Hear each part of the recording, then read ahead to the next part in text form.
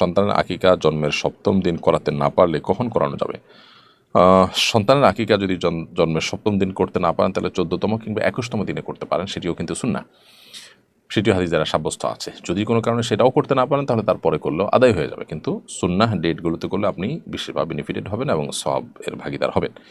সজীব ইসলাম জয় লিখেছেন, অজু ছাড়া দুরূদ পাঠ করা যাবে কিনা? হ্যাঁ, অজু ছাড়া দুরূদ পাঠ করতে পারবেন। দুরূদ পাঠের জন্য অজু থাকা শর্ত নয়, তবে হ্যাঁ, পবিত্র অবস্থায় থাকতে পারলে সেটা অবশ্যই ভালো সবসময়। এমডি জাহিদুল ইসলাম জেহাদ আপনি লিখেছেন, মামাতো বোন বিয়ে করলে মামাকে আব্বা বলে ডাকা যাবে কিনা? ডাকতে পারেন, কারণ এই আব্বার তো আসলে প্রকৃত অর্থে আব্বা ডাকা নয়, এটা তো রূপক অর্থে। শ্বশুরে যে আব্বা ডাকা হয় সাধারণত সেটা নিজের জন্মদাতা বাবাকে যে অর্থে মানুষ বাবা ডাকেন সে অর্থে বাবা ডাকা নয়, যার কারণে এখানে তাকে অর্থাৎ শ্বশুরকে বাবা ডাকলে না জায়েজ কিংবা গুনাহ হবে না। কোরআনে যে নিজের বাবা ছাড়ানো কাউকে বাবা ডাকতে বা কারোর সাথে সম্বন্ধ করতে নিষেধ করা হয়েছে, এটা তার আওতায় পড়বে না।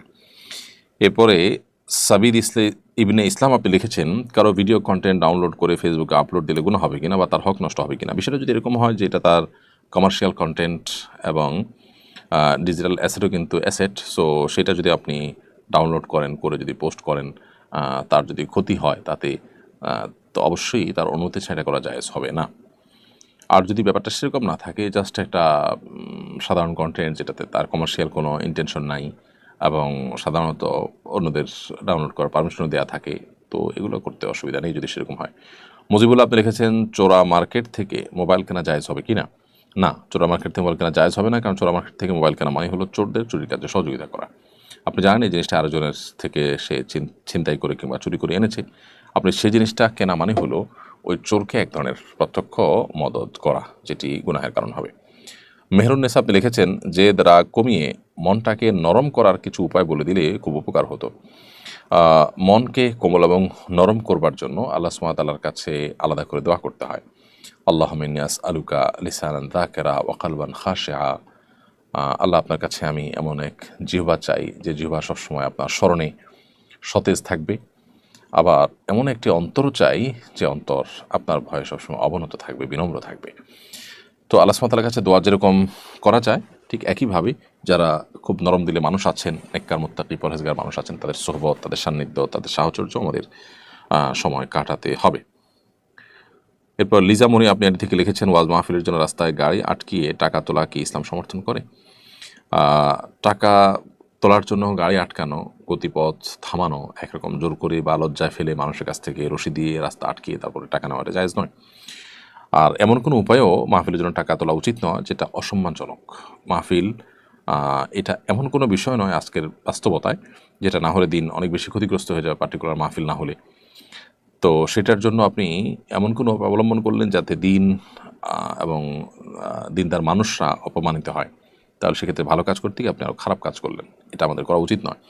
সম্মানজনকভাবে যতটুকু আমরা পারি ততটুকুই করব, আর সেটা যদি না পারি তাহলে সেক্ষেত্রে আল্লাহ তাআলা আমাকে ওয়াজিব বা ফরজ করেননি, এবং বিশেষ করে গাছের গোড়া কেটে আগায় পানি দিতে বলা হয়নি। সো মাহফিল করে ভালো কাজ করব, ভালো কথা, কিন্তু সেই মাহফিল করতে গিয়ে যদি আমাকে অন্যায় করতে হয় তাহলে সে অন্যায় কাজ করে আমাকে মাহফিল করার নির্দেশ শরীয়ত দেয়নি। এরপর জিনিয়া ঝিনু এটি থেকে আপনি লিখেছেন, আমার স্বামী একজন ব্রেন ক্যান্সার রোগী, তার খেয়াল রাখতে গিয়ে অনেক সময় সুন্নত নামাজ পড়তে পারি না, এতে কি আমার গুনাহ হবে? বোন জিনিয়া, আল্লাহ তাআলা আপনার স্বামীকে পরিপূর্ণ শেফা দান করুন, আমরা দোয়া করি। দুরারোগ্য ব্যাধি থেকে আল্লাহ রাব্বুল আলামিন তাকে রক্ষা করুন। আল্লাহ তাআলা আপনাদেরকে সান্ত্বনা নসিব করুন, কষ্ট দূর করে দিন। এবং রোগীর সেবা করতে গিয়ে যদি আপনি সুন্নত নামাজ কখনো হেরফের হয়ে যায়, আশা করা যায় ইনশাআল্লাহ এটার কারণে আল্লাহ সুবহানাহু ওয়া তাআলা আপনাকে দায়মুক্ত করবেন এবং সওয়াব থেকে বঞ্চিত করবেন না। এরপরে এমডি নাইম হোসেন আপনি লিখেছেন, খালুকে কি মামা বলা যাবে? আমার চাচাতো ভাইয়ের খালুকে মামা আমার চাচাতো ভাই তার খালুকে মামা ডাকে। জি, এটা করা যাবে, কোনো অসুবিধা নেই। আয়েশা সিদ্দিকা লিখেছেন, একটি সুস্থ শিশুকে মায়ের বুকের দুধ কতদিন পর্যন্ত খাওয়াতে পারবে? অনেকে 2 বছরের পরেও খাওয়ায়, কোরআন হাদিসের আলোকে বলবেন। আল্লাহ রাব্বুল আলামিন কোরআনে কারিমে বলেছেন যে ওয়াল ওয়ালিদাতু ইউরদি'না আওলাদাহুন্না হাওলাইনি কামিলাইনি লিমান আরাদা আন ইউতিম্মা আর-রাদাআ। যে ব্যক্তি সন্তানকে দুগ্ধদানের সময়টাকে পরিপূর্ণ করতে চান তার জন্য 2 বছর দুগ্ধ পান করবার সুযোগ আছে। অতএব 2 বছর দুধ পান করাবেন, 2 বছরের বেশি নয়। যদিও হাম্বলি ফকিহগণ, সৌদি আরবের উলামায়ে কেরামগণ, তারা 2 বছরের বেশিও যতদিন ইচ্ছা ততদিন দুধ পান করানো যাবে বলেন। তারা মনে করেন যে দুধ পানের কোনো সময়সীমা নেই। এখানে যে 2 বছরের কথা বলা হয়েছে এটা জাস্ট একটা পরামর্শ, কিন্তু এরপর আর করা যাবে না এমন কোনো কথা বলা হয়নি।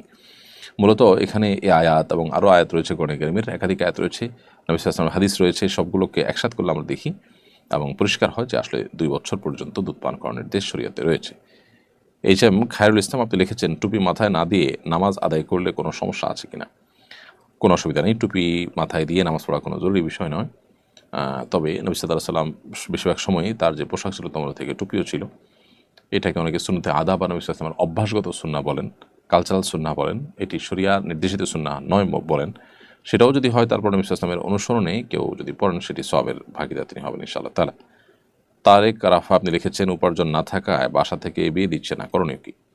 কারোর যদি উপার্জন না থাকে এবং সে কারণে বাসা থেকে তাকে বিয়ে যদি দেওয়া না হয়, তাহলে সেক্ষেত্রে তিনি